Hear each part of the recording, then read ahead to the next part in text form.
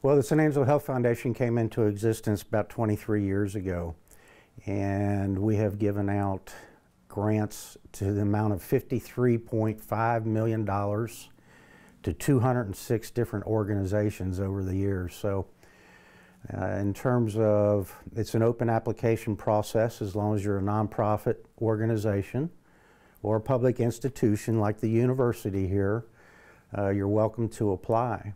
And obviously we look at things in terms of the management, the soundness of the management of the organization, their financial condition, the project they're actually wanting us to fund, its future sustainability, the impact it'll have on the overall community and or the target population of the specific project. So, you know, we look at how well it's planned and what impact it'll have in the community. Trustees of the San Angelo Health Foundation announced $2 million in grants this quarter. And it's going to 17 different organizations. Most notably, the larger ones are $1 million to the West Texas Rehab Center, $650,000 to West Texas Counseling and Guidance. Other grants were made to Make-A-Wish Foundation, the San Angelo Area Foundation, the Grape Creek Independent School District, and there were 11 organizations that we gave unsolicited seasonal grants to help them out with Christmas programs. So when you look at West Texas Rehab Center, they, in 2017, the last full calendar year, they had over 4,000 clients. So obviously, being a health foundation, we're concerned, you know, with physical therapy, occupational therapy, the various programs that they provide. And having it all in one location obviously is going to increase efficiencies, ultimately save money, and hopefully increase exposure and access of clients and people that need their services.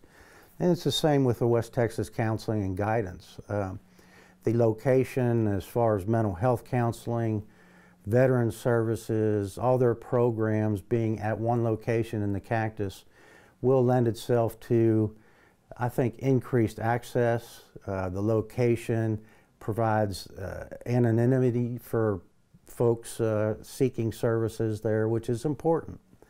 So, you know, all these programs, we like to encourage it by being first major contributors.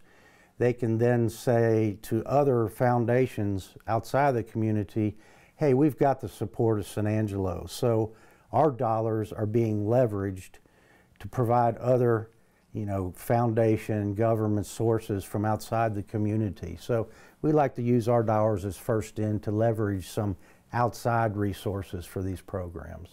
Well, the Grape Creek ISD, you know, they recently passed a bond issue, so they're going to be relocating their middle school. They're going to be building a new middle school.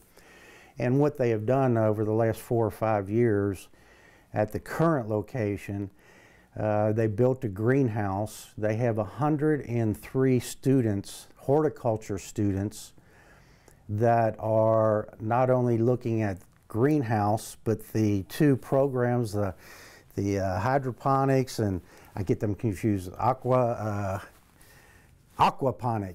You know, they actually, their science teacher, Ray Stevens, has put together this program where they actually have tilapia and look at the relationship of fish, the greenhouse efforts, they're all feeding together, the hydroponics where they're actually growing vegetables, etc., without soil, and how all the interrelationship is. And so it's providing, you know, if you look at your STEM courses, you will, you know, your math, your science, etc., this is really a hands-on opportunity for these students to have a good learning experience. So they're going to leave this there and expand it to the elementary ages, and we're going to help them build one, bigger and better one at the new location, at the new campus, the new middle school campus. So when we visited there, it was very interesting because we had about a half a dozen of the students actually walk us through